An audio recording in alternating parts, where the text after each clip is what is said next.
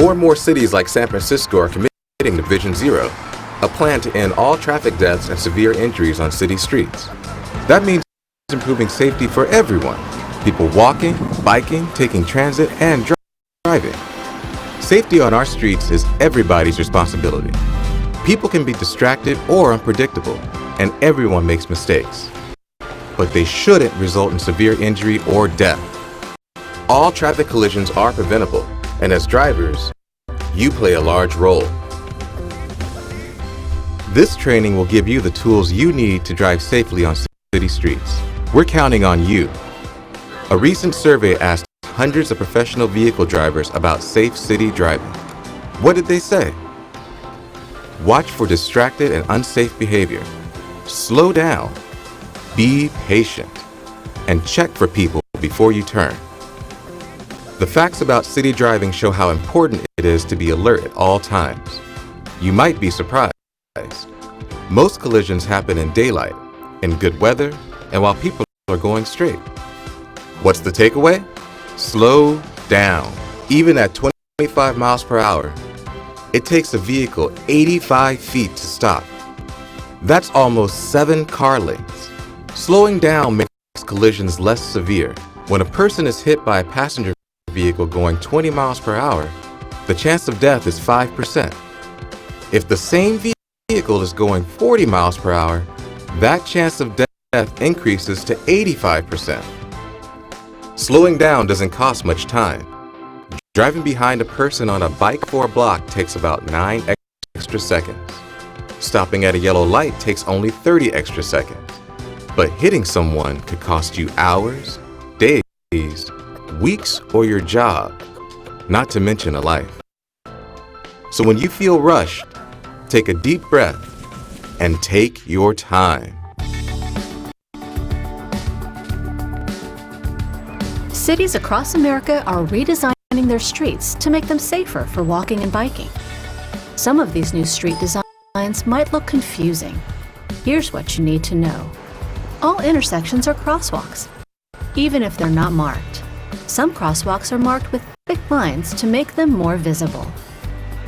Other crosswalks and intersections are raised to the level of the sidewalk to act as a speed bump and to warn drivers to expect people crossing. Be cautious and watch for people when you approach any intersection. Advanced limit lines, yield lines, shark's teeth, and pedestrian yield signs show drivers where people will cross and where to stop to keep space clear. Stop behind these lines at red lights, stop signs, and whenever a person is crossing.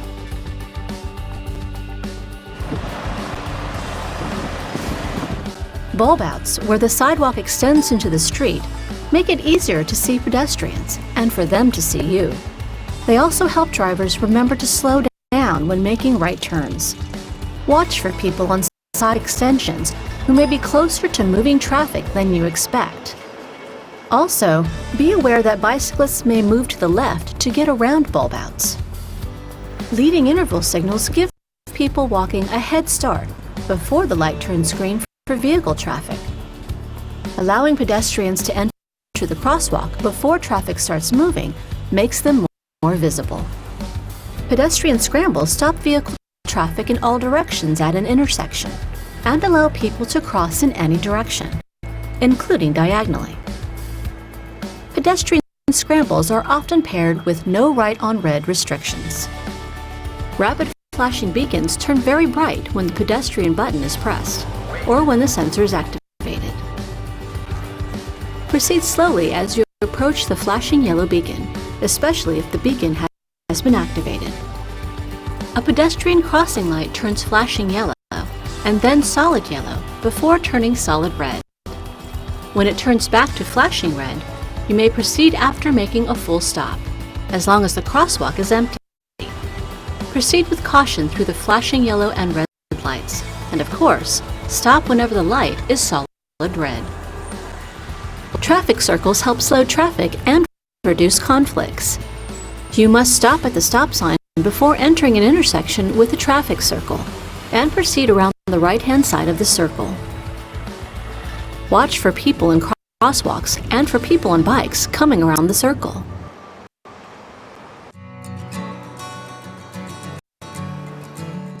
Sharrows indicate where people on bikes share the lane with vehicles.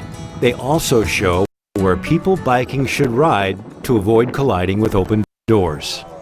But remember, people on bikes have the right to use the lane whether or not there is a sharrow. Bike lanes are exclusively for people biking. They can be unprotected, buffered, or protected by parked cars or a curb. Stay out of protected or separated bike lanes unless there's an emergency.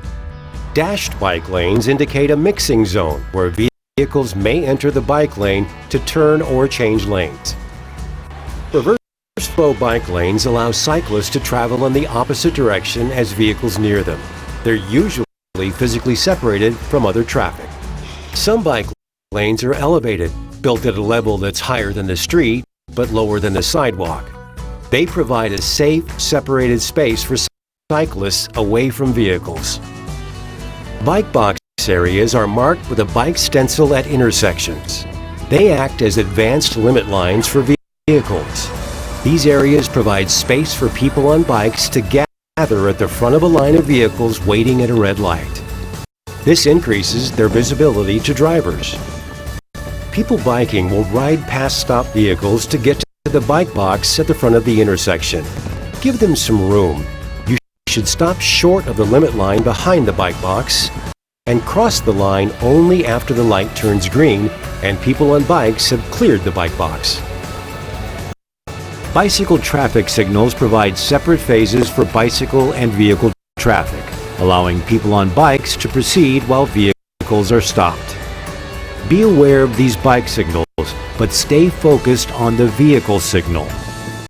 Only advance when vehicles have a green light and the intersection is clear. Okay, let's take a short quiz to see what you've learned so far. Ready? Here we go. Number 1. When do most collisions happen?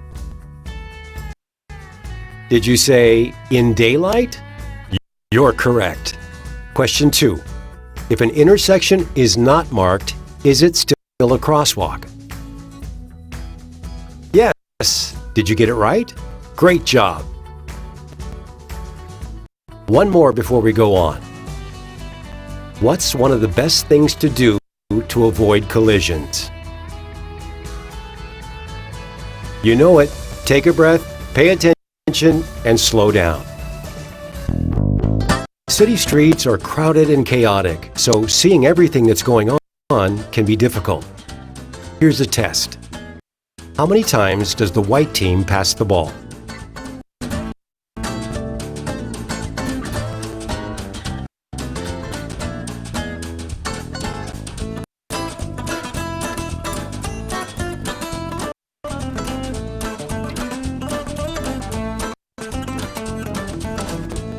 If you answered 11, you're correct. But did you notice anything else? Always be aware of what's around you, and remember that it's easy to miss something if you're not looking for it. Here are some basic principles for driving near people. From your driver's seat, it can be difficult to see people walking or bicycling. Adjust your mirrors properly to reduce blind spots. People walking or bicycling may appear unexpectedly. Be prepared to stop or maneuver quickly to avoid a collision. Give yourself plenty of time to react and look up the street for people ahead. Look out! Scan the road from building to building, not just curb to curb. Check sidewalks, alleys, side streets, driveways, and behind parked vehicles for people who may enter your path. Turning vehicles are especially dangerous for people walking, and collisions often occur when vehicles are making turns. When you turn, remember, check for people using the crosswalk you're about to enter before starting your turn. Watch for people on bikes traveling in the oncoming direction who may be blocked by vehicles. Always check your mirrors and blind spots. Patience pays off. Take a moment to make sure you're clear. While it might feel like you can save time by driving fast, making a light, turning without checking, or passing without proper space, you won't. Safe driving only adds a few seconds to your trip. A collision can cost you your job or someone their life. Here are some important things to remember about people walking. All intersections are legal crosswalks and pedestrians have the right of way. People may cross the street anywhere. Children, seniors, and people with disabilities are the most vulnerable on city streets. Give buses and streetcars lots of space and watch for people boarding in the street or running to catch a bus or train. Don't block the box. Do everything you can to avoid stopping in intersections or crosswalks. This creates dangerous situations for people walking who are forced into moving traffic, and for people biking who may be forced out of a bike lane.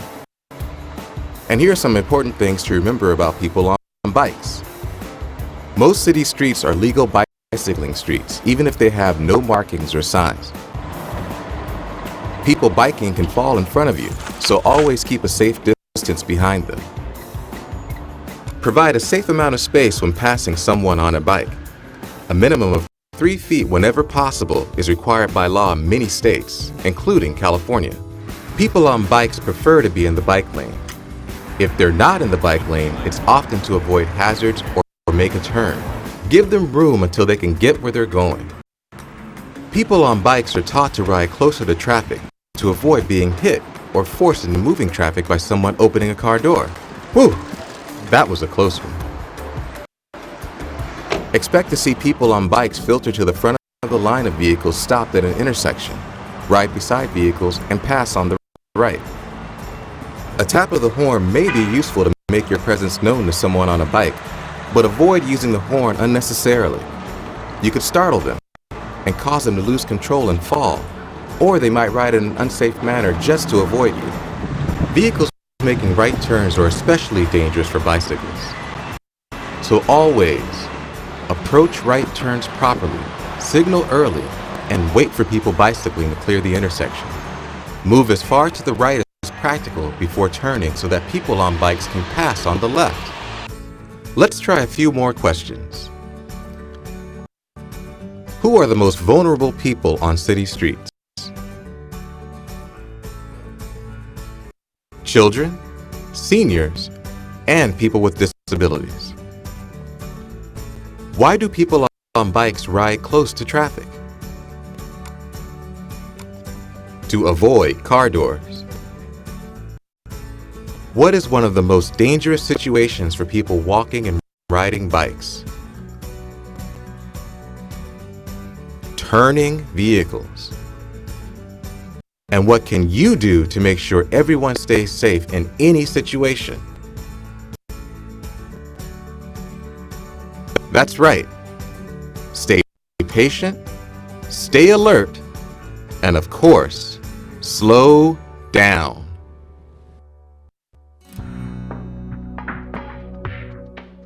Parking and loading a vehicle on crowded city streets presents a special set of challenges. Whenever you're parking or loading, keep these tips in mind. Always check for people in your mirrors and blind spots. Open the driver's side door with your right hand. This will cause you to look to your left for people biking past your vehicle. When passengers are exiting your vehicle, remind them to look to make sure it is clear before they open their door. Know where loading zones are and use them as your first option. If no loading zones are available, use side streets or open parking spaces. Never stop in bike lanes or transit lanes.